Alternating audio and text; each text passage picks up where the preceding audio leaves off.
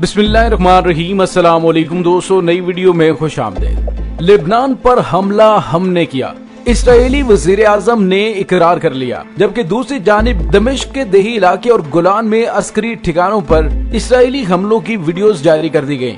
और दोस्तों, आज की वीडियो में हम बात करेंगे कि अमेरिकन प्रेसिडेंट डोनाल्ड ट्रंप का कहना है कि बैरूत में होने वाले धमाके एक खौफनाक हमले की तरह लगते हैं।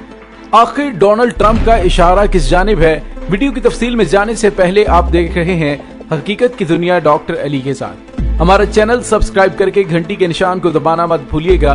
इस वीडियो को ज्यादा से ज्यादा फेसबुक, व्हाट्सएप और सोशल मीडिया पर शेयर जरूर करें। शेयर और लाइक करने के साथ साथ कमेंट बॉक्स में पाक फौज जिंदाबाद, पाकिस्तान जिंदाबाद और पाकिस्तान के गुमनाम हीरोज को सलाम का नारा कमेंट जरूर कीजिएगा। दोस्तों, इस्राएली वजीर आजम ने धमकी अमेज ट्विटर में कहा है कि रोक सकते हो तो रोक लो, साद हुरैरी और उसके हवारियों पर हमने हमला किया है। दोस्तों, इत्तलात के मुताबिक लेबनान में साद हुरैरी की रिहाइश गाह पर होने वाले इस्राएली धमकी के बारे में अहम इंकशाफात सामने आए हैं।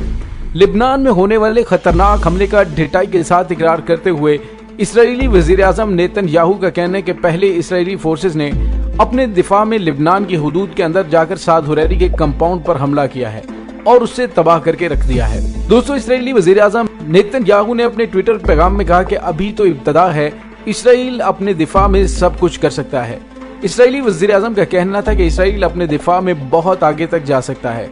नेतन्याहू ने मजीद कहा कि उनके लिए भी पैगाम है जो इसराइल के लिए खौफ की अलामत बने हुए हैं। उनका कहना था कि हिजबुल्लाह और दीगर इसराइल मुखालिफ ग्रोहों को ये याद रख लेना चाहिए कि इसराइल अपने दिफा में कुछ भी कर सकता है।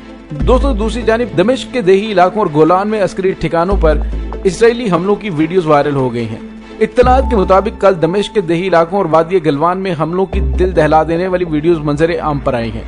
इसराइली फौज की जानिब से जारी करदा बयान में बताया गया कि इसराइली लड़ाका तैयारों ने पीर के रोज शाम में अस्करी अहदाफ को निशाना बनाया। बयान के मुताबिक ये फिजाई हमला दुश्मन अनासर की जानिब से सरहदी बाढ़ पर बम नस्ब करने की कोशिश के जवाब में किए गए। इसराइल ने कहा है कि हमलों में निशाना बनाई गई जगहों में शामी कंट्रोल के मुकामात, इंटेलिजेंस मालूमात इकट्ठा करने के सिस्टम्स, तैयार शिकन बैटरीज और अस्करी कमान के अड्डे शामिल हैं। दूसरी जानिब शामी हुकूमत के जेर इंतजाम सरकारी खबरसां एजेंसी ने बताया है कि शामी फौज के दिफाई फिजाई निजाम ने पीर की शाम दमिश्क के जुनूब मगरबी देही इलाके के ऊपर दुश्मन के अहदाफ को फिजा में तबाह कर दिया। शाम में इंसानी हुकूक के निगरान ग्रुप अल-मरसद के मुताबिक अल-कनीता के देही इलाके अल-तल अहमर में अस्करी ठिकानों पर इसराइली बमबारी के नतीजे में जोरदार धमाके सुने गए। अल-मरसद ने वाज़ेह नहीं किया कि आया इसराइली हमलों में शामी फौजी या बशार अल-असद की हुकूमत के हलीफ जंगियों का कोई जानी नुकसान हुआ है या नहीं। दोस्तों, फ्रांस प्रेस न्यूज एजेंसी के मुताबिक शाम के शुमाल मगरिब में अल-बुकमाल शहर को इसराइली मिसाइलों के जरिए निशाना बनाया गया। इसराइली फौज के ऐलान के बाद उसने शामी हुकूमत की फौज के ठिकानों को फिजाई हमलों का निशाना बनाया और फौज के बयान में कहा गया कि ये हमले गोलान के पहाड़ी इलाकों के जुनूब में धमाका खेज आलात नस्ब करने की कार्रवाई के जवाब में किए गए। उस कार्रवाई को नाकाम बना दिया गया। इसराइली फौज के मुताबिक उनके लड़ाका तैयारों और हेलीकॉप्टर्स ने शाम के जुनूब में बशार अल-असद की फौज के अहदाफ को निशाना बनाया। दोस्तों, याद रहे कि गुज़िश्ता माह 20 जुलाई को दमिश्क के जुनूब में इसराइली फिजाई हमलों के नतीजे में 5 ईरान नवाज जंगजू शहीद हुए थे, जिनमें लिबनानी मलेशिया हिजबुल्लाह का एक रुकन भी शामिल था। अल-मरसद ग्रुप के मुताबिक इसराइली हमलों में 11 अफराद भी जख्मी हुए थे, जिनमें 7 शामी फौजी शामिल थे।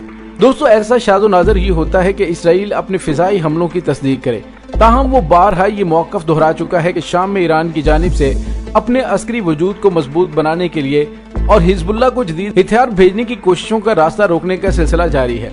दोस्तों, यहाँ पे आपको ये भी बताते चलें कि पाकिस्तान के मारूफ अस्करी तज्ज़िया निगार जैद हामिद का कहना है कि लेबनान के दारुल हुकूमत बैरूत में होने वाले पुरअसरार धमाके ऐसा महसूस होता है कि हिजबुल्लाह को ईरान की तरफ से भेजा गया एमुनेशन इसराइलियों ने तबाह कर दिया है। और दोस्तों, नेतन्याहू ने भी बयान में वाज़ेह किया है कि उन्होंने साद हुरैरी के घर को निशाना बनाया। दोस्तों, अमेरिकी सदर डोनाल्ड ट्रंप का बैरूत के हवाले से कहना है कि बैरूत धमाका एक खौफनाक हमले की तरह लगता है। अमेरिकी सदर डोनाल्ड ट्रंप का कहना है कि लेबनानी दारुल हुकूमत बैरूत में होने वाला धमाका एक हमला लग रहा है। अमेरिकी सदर का कहना था कि अमेरिकी जर्नैलों ने उन्हें जोरदार धमाके से मुतल्लिक बताया है, जिससे लिबनानी दारुल हुकूमत बैरूत लर्ज़ उठा है। ये धमाके किसी किस्म के बम के नतीजे में हुए हैं। फ्रांसीसी खबरसां इदारे के मुताबिक जब उसके इदारे ने पेंटागन के तर्जुमान से सदर ट्रंप के बयान से मुतल्लिक सवाल करना चाहा तो उन्होंने कहा कि आपको इस वजाहत के लिए व्हाइट हाउस जाना पड़ेगा। दोस्तों, वाज़ेह है कि इससे कबल लेबनान के सिक्योरिटी चीफ ने एक बयान में कहा कि बैरूत की बंदरगाह पर वाक़ असलहे के गोदाम में धमाके हुए हैं। गोदाम में कई साल से असलहा पड़ा हुआ था जो मंगल के रोज धमाकों की वजह बना। मंगल के रोज लिबनान के दारुल हुकूमत बैरूत में पे दर पे 2 धमाके सुने गए, जिसके बायस कई किलोमीटर रकबा मुतासिर हुआ। बैरूत में होने वाले धमाकों के हवाले से गवर्नर बैरूत का कहना था कि यह सानहा बेहद तकलीफदेह है। गवर्नर बैरूत का कहना था कि बैरूत वाक़या हिरोशिमा और नागासाकी के एटमी हमले जैसा सानहा है। दूसरी जानिब बैरूत की ताज़ा तरीन सूरत हाल के बारे में बताया जा रहा है कि इस वक्त बैरूत के तमाम हॉस्पिटल मुकम्मल तौर पर जख्मियों से भर चुके हैं और उनमें इमरजेंसी नाफिज कर दी गई है। मुतासरीन के इलाज के लिए लोगों से खून के एहतियात की अपील की जा रही है और लिबनानी मीडिया के मुताबिक ये सानहा मुल्क की तारीख का सबसे तबाहकुन सानहा है। लिबनानी हुकाम की जानिब से बताया जा रहा है कि शहर में बेपनाह तबाही मची हुई है। बैरूत की बंदरगाह और आसपास के इलाके मुकम्मल तौर पर तबाह हो चुके हैं। धमाकों के बायस बड़े पैमाने पर जानी नुकसान हुआ है और लाशों की गिनती करना मुमकिन नहीं। दोस्तों, एक ऐनी शाहिद का बताना है कि मैंने आग का एक गोला और धुआं बैरूत से फैलते हुए मशरूम की शक्ल का देखा है। दोस्तों, याद रहे कि एटमी हमले की एक निशानी ये भी है कि उसमें धुएं का बादल मशरूम की शक्ल का निकलता है और खदशा ये भी जाहिर किया जा रहा है कि इसराइल की जानिब से छोटे एटमी हथियार को इस हमले के लिए इस्तेमाल किया गया। ऐनी शाहिदीन का कहना है कि धमाके के बाद लोग चीख रहे थे और खून बह रहा था। उनका कहना था कि इमारतों की बालकनियां उड़ गईं, ऊंची इमारतों के शीशे उड़कर गलियों में बिखर गए और एक ऐनी शाहिद का कहना था कि मैंने सुरमई रंग का धुआं आसमान की जानिब बुलंद होते देखा, जिसके बाद धमाके की आवाज आई और आग के शोले बुलंद हुए। उनका कहना था कि करीबी इलाकों की इमारतों को नुकसान पहुंचा और सड़कों पर मौजूद हजारों अफराद जख्मी हो गए हैं।